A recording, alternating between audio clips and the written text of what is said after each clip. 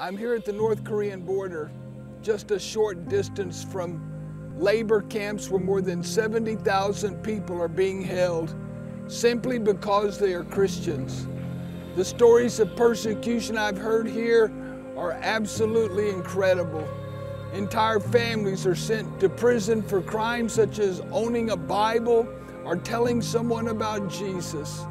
They are beaten with electric stun rods and forced to work 12 hours a day of hard labor with little food, water, or rest. But despite the risk of such horrifying conditions, the North Korean church continues to grow. The people of North Korea are choosing hope over fear. They know God's word is the only thing powerful enough to break through the darkness of the most oppressive regime on earth. That's why they're constantly begging for more Bibles, and we're struggling just to keep up with the demand.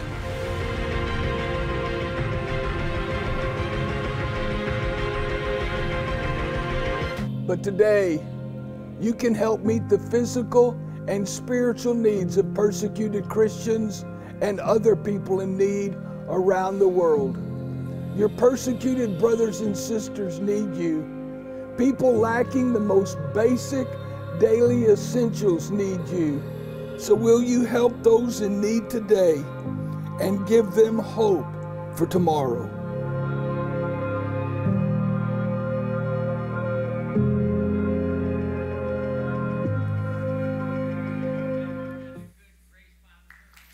Good morning. Thank you. Thank you.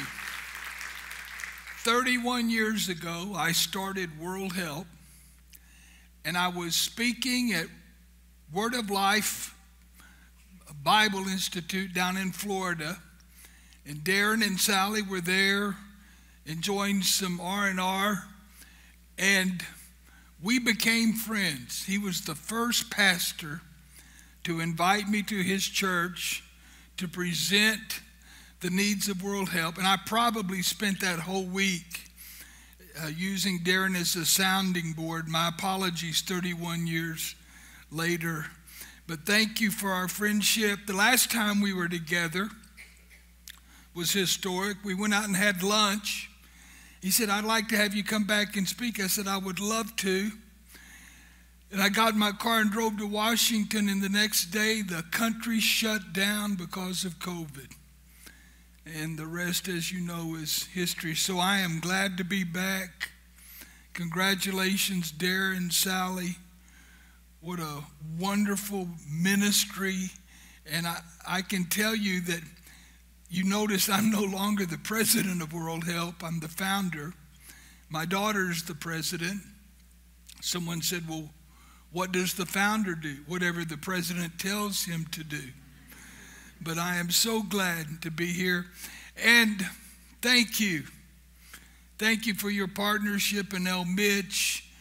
And over the years, hundreds of thousands of dollars of partnerships and helping people and giving them hope. Thank you so much. Of course, I'm glad to be here for another reason today. I'm a cancer survivor. I'm just glad to be anywhere today. I'll never forget the day the doctors told me to go home and put my affairs in order, that I had cancer. I probably would not survive 18 surgeries and surgical procedures, a year and a half of chemotherapy and radiation, many times near death. And then finally, the doctors gave me the news that I was in remission. Aren't you glad doctors are sometimes wrong? I know I am. And in that first surgery, they severed the nerve to my vocal cords in order to get all of the tumor out. And I couldn't speak for 2 years. And so after the chemo was finished, they did a surgery where they injected liquid Teflon into my vocal cords so that I could speak. But one of the side benefits of the Teflon, ladies, as you know, is that nothing sticks on the way down. And as you can tell, I'm in robust health. And I met a friend that I hadn't seen in a long time, and he said, "You put on some weight since the last time I saw you." I said, "Well, the last time you saw me, I was nearly dead." I said, "I'd rather be fat than dead." Write that down in your Bible. That will preach. No, I am here today to say thank you. And I'm here today on a mission. I'm on a book tour for the persecuted church. My brothers and sisters have asked me, would I tell their story? And I was so honored and so humbled by that. And during COVID, I had the time to sit down and tell my stories in this book, If I Die, Risking Death to Live for Jesus. And I'll explain in a minute where that title came from. But I decided to use this book to raise funds for the persecuted church. And my son Josh told me, he said, "Dad, don't charge people for your book." I said, "What do you mean?" He said, "Just give it away." He said, "Nobody's going to pay you money to buy your book." I said, "Well, son, that's not very nice." He said, "No, serious, Dad. I was on Amazon, and one of your older books was for sale for $0.25. And he said, and it was autographed. Do you know how embarrassing that is?" And so he got me thinking. He made me mad at first, but he got me thinking and praying. And that's what God said, "It's exactly what I want you to do." I said, I felt that God was saying, just give it away for a donation of any amount for the persecuted church. And so I wrote Darren. I told him the church didn't have to pay my travel expenses. They didn't have to pay my hotel. They don't have to pay me. I'm not being paid for being here today. I'm not taking any royalties on this book. All that goes back to the persecuted church. And thanks to a gracious donor, the expenses have been taken care of. So I'm here today for them. I remember the first church, I had these books. I was so proud, so happy. It was a little church of 125 in California. And I told Darren in the early service, that's something else I said to God, that I wouldn't restrict where I go based on the size of the church, but based on the love and the passion to help the persecuted church. And so I was in this little tiny church, and after the service, the book table was outside because the church was so small, and I was sitting at a table, and a man came up. I found out later he was a dentist. A man came up and put a check in the basket. It was the first gift toward the persecuted church, and I promise you I had prayed long and hard over that.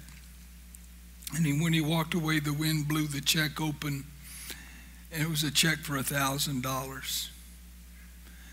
And it was as if God was saying to me, you just be faithful. I'm going to help the persecuted church, and I'm going to use all your friends to help too. So I'm here today on a mission. And first of all, I have to thank you, Darren, for allowing me to be here. Of course, I've taken an offering every time I've come, so that's nothing new. But thank you, sir, and Sally, and I can't wait to see how God is going to use you in the next chapter of your life. And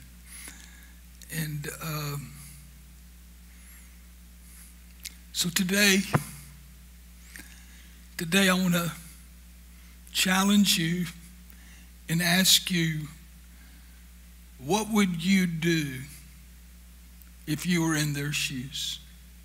Or better yet, what would you want us to do for you if you were in their shoes? Hebrews chapter 13, verse 3, the author of Hebrews says, remember those in prison as if you were there yourself. Wow. Remember also those being mistreated as if you felt their pain in your own bodies. I told the earlier service a few weeks ago I was in Ukraine on the border escorting the 18th tractor trailer load of food that World Help had sent inside to Ukraine. I can't tell you how we're distributing it. I spent the day inside the country working with our partners. I can just tell you that we've got longtime partners that are faithful, that have stayed behind, that are facing death just to keep people alive. And then I was later in Poland on the border where we've helped 22,000 people get their paperwork and their passports. They've had to flee with nothing but clothes on their back. And I thought of this verse. I spent a day in Auschwitz concentration camp. And the last stop was the crematorium.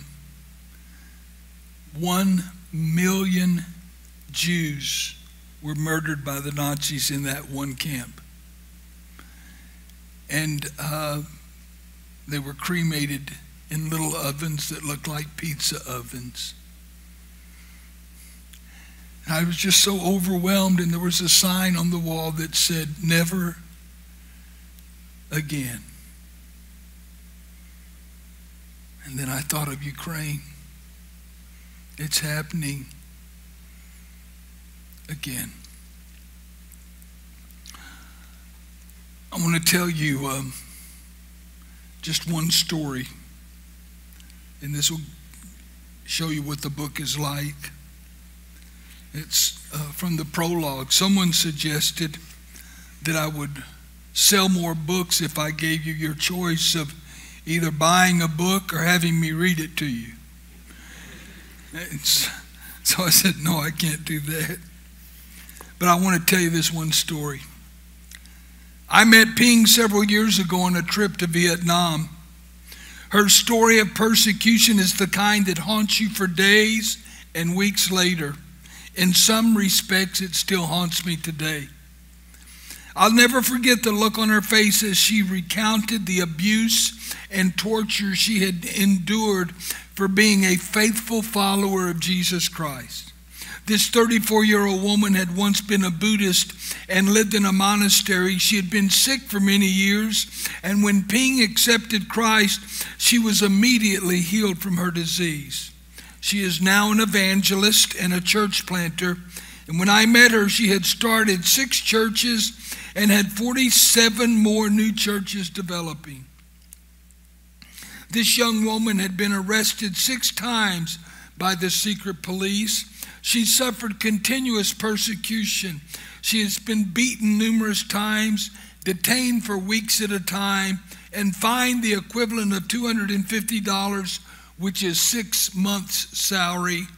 The police beat her on the head every day for 2 weeks until she almost died. And when she survived, they decided to tie her hands together and throw her overboard from a boat in the river. Once again, she miraculously survived.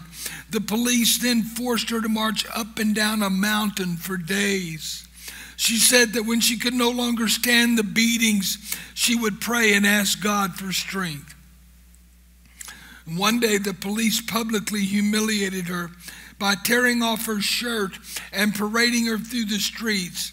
And she stood in that public gathering half naked with her hands tied behind her back and said these words, "I live for Jesus Christ. If I die, I die for Jesus Christ." And in honor of Ping, I titled the book, if I die. Dietrich Bonhoeffer was a German Lutheran pastor who wrote these words in 1937. He said, when Christ calls a man, he bids him come and die. How could he have known that he himself would be hanged in a Nazi concentration camp? His only crime, he was a Christian. Many people think that persecution stopped in Bible times, but persecution of Christians around the world is more severe today than ever before. And because of communism, the 20th century saw more martyrs than the previous 19 centuries combined. In Sudan, Christians are enslaved. In Iran, they are assassinated. In China, they are beaten to death. In more than 60 countries worldwide, Christians are harassed, abused, arrested, tortured, and even executed specifically because of their faith. It is estimated that every 5 minutes a Christian is killed for their faith. That means an average of 105,000 believers are killed each year for simply being a Christian. That also means in the past 10 years, we've seen more than 1 million martyrs. And I'm here to say on their behalf, at their urging, 1 million martyrs is more than enough. And these aren't wild rumors, nor are these simply Christians who are suffering from war and tyranny.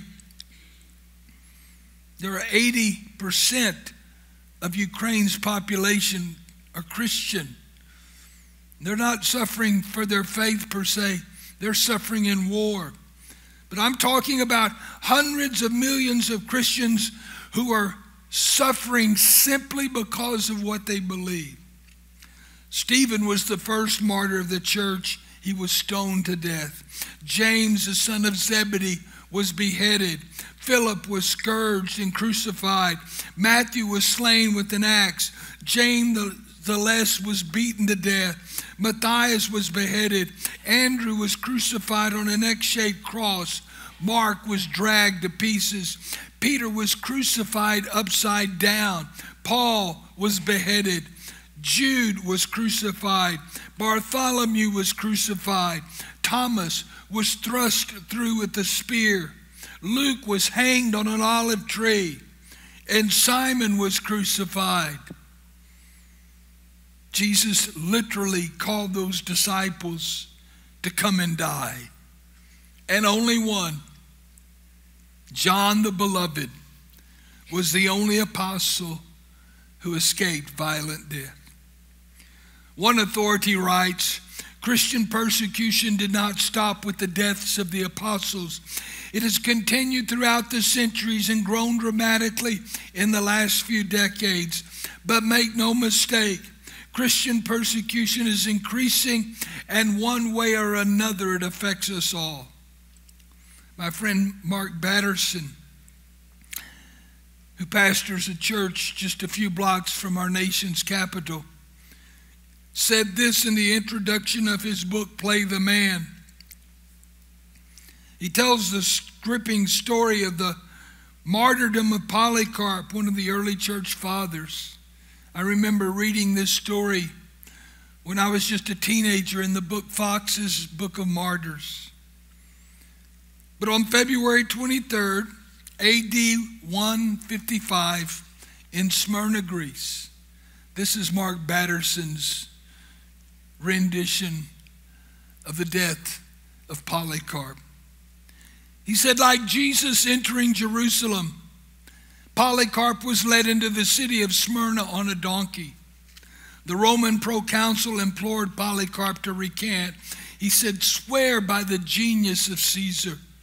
Polycarp held his tongue, held his ground. The proconsul prodded, swear, and I will release you. Revile the Christ. And then Polycarp said those words, which have stood the test of time for centuries, that are now famous. He said, 86 years have I served him, and he has done me no wrong. How then can I blaspheme my king who saved me? The die was cast. Polycarp was led to the center of the Colosseum, where 3 times the proconsul announced, Polycarp has confessed himself to be a Christian, and the bloodthirsty crowd chanted for death by beast, but the proconsul opted for fire. As his executioners seized his wrist to nail him to a stake, Polycarp stopped them and said, he who gives me strength to endure the fire will enable me to do so without the help of your nails. The pyre was lit on fire, and Polycarp prayed one last prayer. He said, I bless you, because you have thought me worthy of this day and this hour to be numbered among your martyrs in the cup of your Christ. And soon the flames engulfed him. But strangely, the flames did not consume him. Like Shadrach, Meshach, and Abednego before him, Polycarp was fireproof. And instead of the stench of burning flesh, the scent of frankincense wafted throughout the Colosseum. Using a spear, the executioner stabbed Polycarp through the flames. Polycarp bled out, but not before the 12th martyr of Smyrna had lived out John's exhortation, be faithful, even to the point of death. And Polycarp died fearlessly and faithfully, and the way he died forever changed the way those eyewitnesses lived. It seems that every day we hear another news story that there's been a church that's been attacked, or a missionary who's held hostage, or a Christian who's been murdered for their faith. But why is it that so many American Christians don't seem to care? One leader working with the persecuted church gives 2 reasons for Christians' relative lack of interest in the plight of suffering sisters and brothers worldwide. He said, number 1, American Christians, for the most part, are not interested in anything that happens outside the boundaries of the United States, and in many cases, outside the boundaries of their own community. And number 2, he said American Christians have no experience of persecution or suffering for their faith that remotely resembles the experiences of many of our overseas brothers and sisters. So it's difficult to empathize. Many American Christians refuse to believe what is reported because it is so far outside their own experience. This is not a book of people I've heard about. This is a book about people I know, I've met, I've wept with them, I've prayed with them, I've seen the actual scars, I've heard the heartache and sorrow in their voices, I've seen the suffering in their eyes. It's an unforgettable picture that is etched on my heart and mind forever, and I hope that God never allows me to forget. And although we live in a world of disbelief and mistrust, we as Christians cannot afford to be skeptics about persecution. Persecution is real, and it's happening all around us. And we should be on our knees every day thanking God this is not what we must endure daily. We should thank God that we don't have to watch our wives or our husbands and sons and daughters suffer immense pain and anguish and possibly even death just for their faith. But how are we as Christians to respond to the persecuted church? Does persecution really affect us? What is our responsibility, and what can we learn from it? And how can we embrace a suffering church? Well, first of all, let me say doing nothing is not an option. Walking out of here today the same way we walked in is not an option. Someone suggested that when trying to make sense of persecution and martyrdom, 4 key reasons are usually given. 1, persecution purifies the church. There are no nominal believers in the persecuted church. There are no Sunday morning Christians in the persecuted church. There are no casual Christians in the persecuted church. They show up besides Easter and Christmas. It's life or death to them. Number 2, persecution unifies the church. There are no disputes over minor doctrinal issues in the persecuted church. There are no struggles for power in the persecuted church. They don't argue about which translation of the Bible to use. They're grateful if they can even hold one in their hands in their lifetime. Number 3, persecution strengthens the church. Believers in the persecuted church are courageous and bold because every day they're compelled to take a stance for Jesus Christ. And number 4, persecution grows the church. In 1950, when communism took over in China and missionaries were expelled, there were only 1 million Christians in the entire country of China. Today, even the government recognizes there are at least 44 million Christians in China, and some, including myself, estimate that it could be as high as 130 million Christians in China. And the reason we don't know for sure is that many of them are meeting secretly in house churches.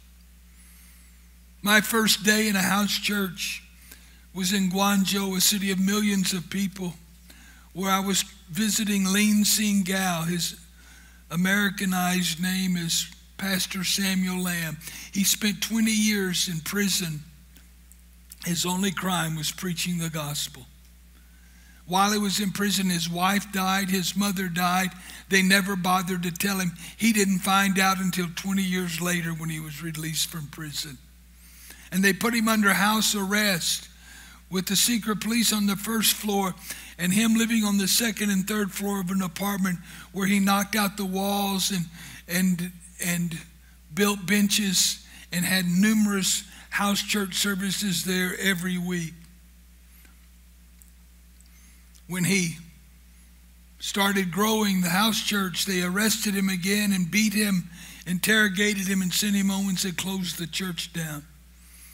I said, what did you do? He said, I stood before the people the next Sunday and said, the authorities said, we must close down. I said, what happened? He said, the next Sunday church attendance doubled. I think they were having 6 or 7 house church services there with several thousand believers meeting in an apartment in an alley. When I walked up the stairs, I felt like I was walking on holy ground. I saw a group of teenagers writing feverishly, making copies of the Gospel of John to give out to their friends at school the next day because they only had one Bible in the whole church. And I'll never forget what Samuel Lamb told me. One of the greatest honors of my life was the Sunday he invited me to speak in his pulpit. I'll never forget when he told me, he said, Vernon, please don't pray for the persecution to stop. What? What? He said, the more persecution, the more people come to Christ. Pray that God would make us strong in the face of persecution.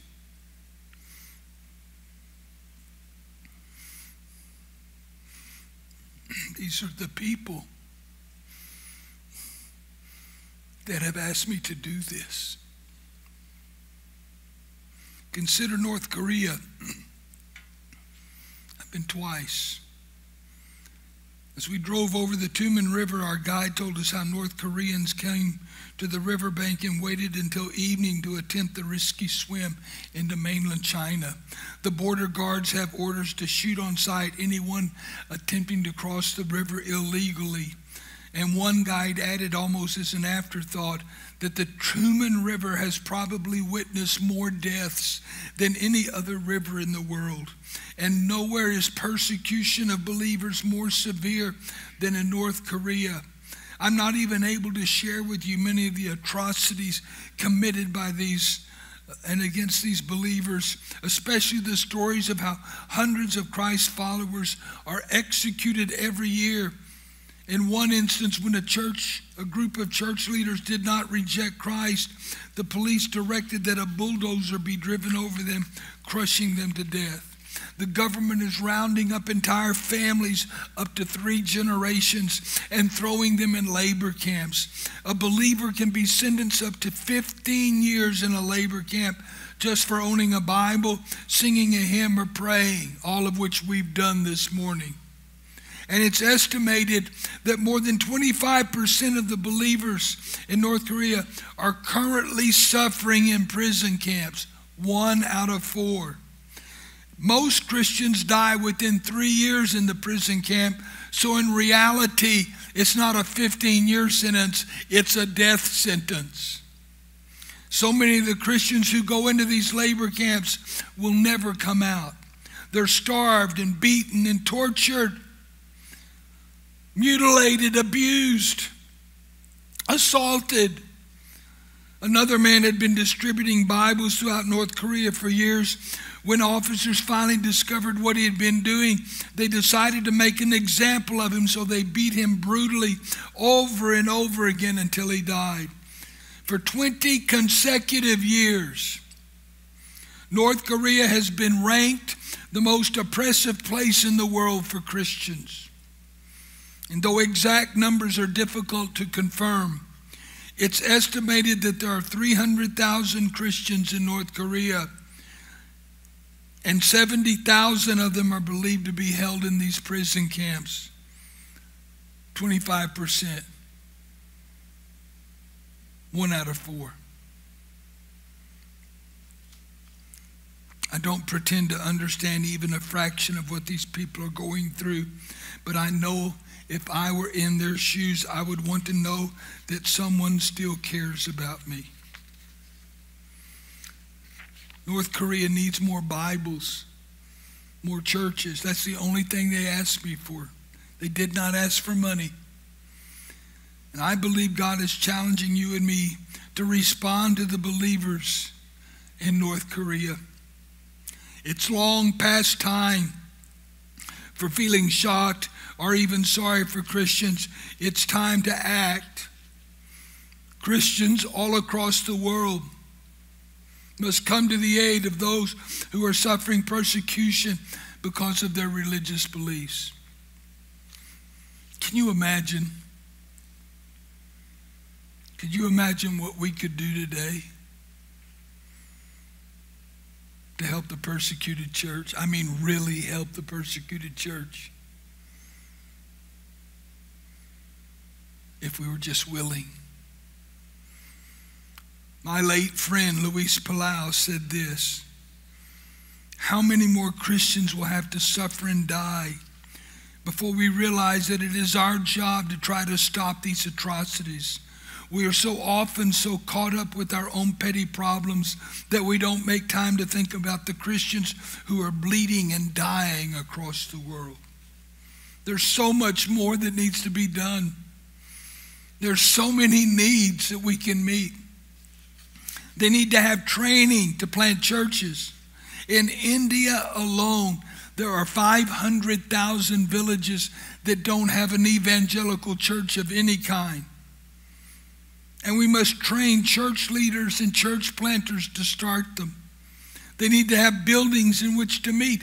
The Hindus say to the Christians in Asia, if your God is so great, why don't you have a place to worship him? They need Bibles.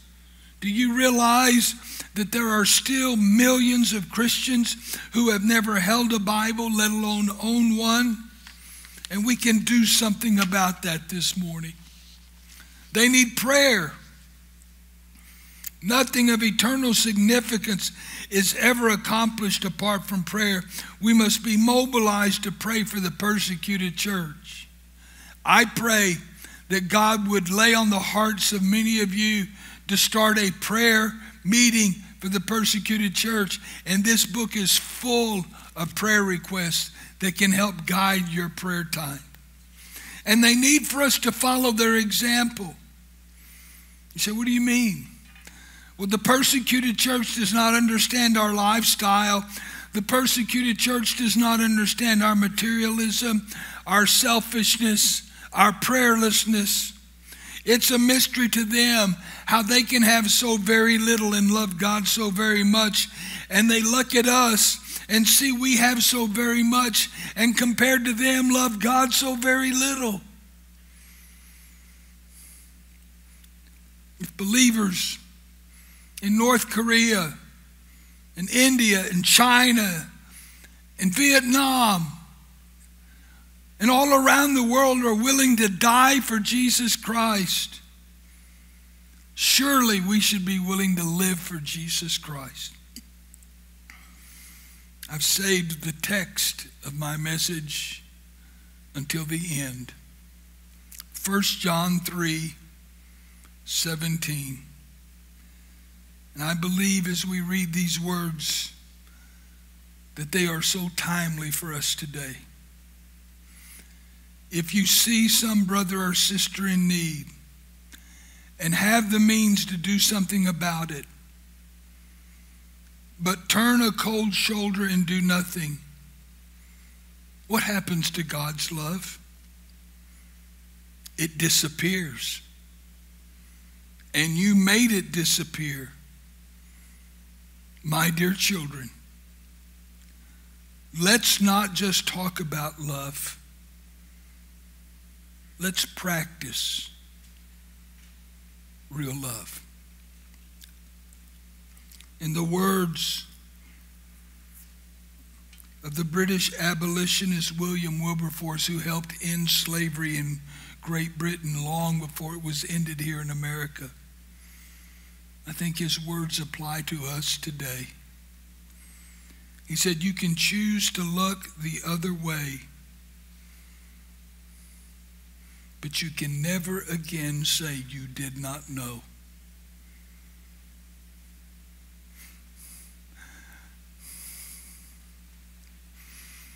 I'm not above begging. If you'd have seen the tears in their eyes when they asked me, please, Vernon, tell our story. Just tell our story. Someday my grandkids are going to say, Poppy,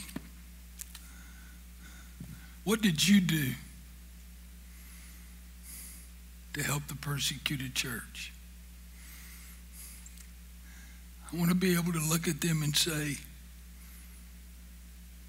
I gave them hope. I gave them hope. And every one of you can do that right now. Thank you, Grace Church. I love you.